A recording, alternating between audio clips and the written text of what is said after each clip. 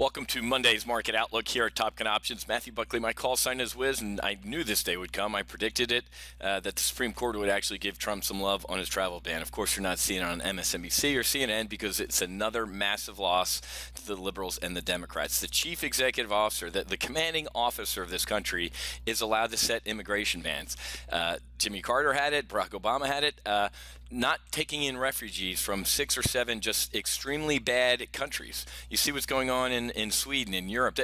There was a news report, I think it was on Zero Hedge over the weekend. In Sweden, there's like 9 or 10 or however many cities that are just literally no-go zones. The EMS, the police, the fire, they don't want to go into these places because it's a no-go zone, folks. So I knew the liberal Ninth Circuit would be literally overturned. I knew Obama's Hawaiian judge, buddy, who overturned Trump's travel ban. You can't have some liberal judge in Hawaii just dictating our foreign policy. So I think this is great.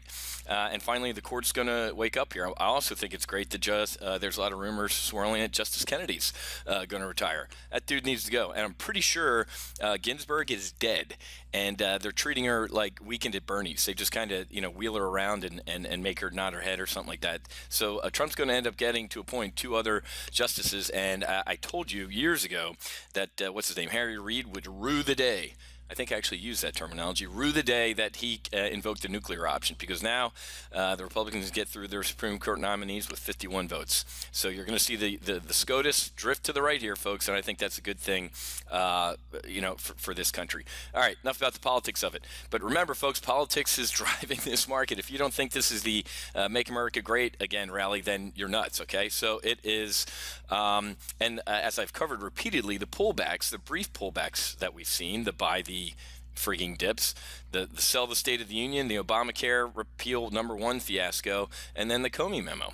After we get rid of these little political ripples, the market ends up recovering and then trading sideways until something happens. So there's the snapback from the Comey rally. Like I said last week, we were 2 for 2, or at least I was 1. I only got filled. The Apple Iron Condor last week, if traded as we talked about, could have made about $2,800 in a week itself, just in weekly options. So, and that pays obviously for a full throttle, maximum, just about maximum afterburner annual slot. So if you didn't grab your slot, you're missing out on trades like this. But let's take a quick strategic review.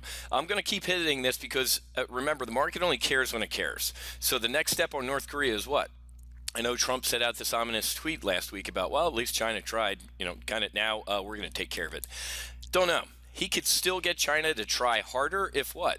He starts sanctioning China's traders, the financiers, or labeling them a currency manipulator. I think that would be a pretty big shot across China's bow. Might not work. They might get more pissed off and then actually really not care about North Korea. But folks, they don't want 4, 5, 6 million starving North Koreans flooding into China. I can tell you that. So we got to keep an eye on this strategically, folks. Because again, if you're just a very tactical trader watching Comedy Central right now, which of course we call CNBC, you're going to get blown out when, not if, the bad happens. Same thing with Russia. Last week we smacked I saw the Putin interview. I'm no Oliver Stone fan, but pretty good interview, which I watch on Showtime. That dude's a smart dude, man. That Putin, he ain't no. He ain't no dummy, but we're slapping more sanctions on him. John McCain frothing at the mouth. We got to take a look at our RSX trade this week, and it's still a Captain Kirk trade, boldly going where nobody is right now and getting long bullish Russia. So you get long when something's really getting pounded into the dirt, and that's happening with the RSX. But right now, folks, we're seeing a nice little rally today. Whenever you see these rallies out of the gate on Monday, you gotta kind of give it the old hairy eyeball like we did last week.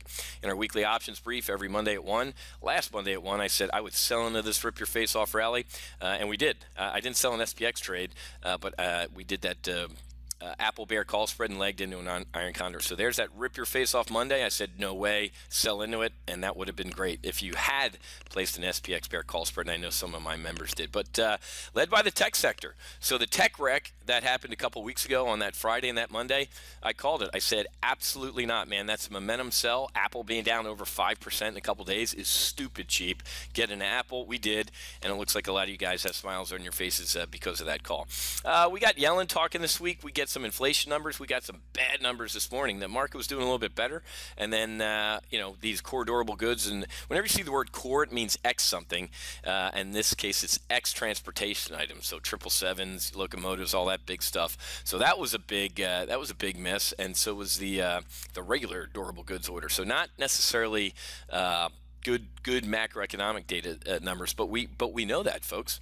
We also get pending home sales, some PCE. That's an inflation number. Why is that important? Because obviously the Fed is watching our inflation numbers to see how fast they're going to dial up interest rates. And like we covered last week, SocGen is saying the Fed's raising rates too slowly to contain this asset bubble we're in. Who's that Supreme Court? Potter.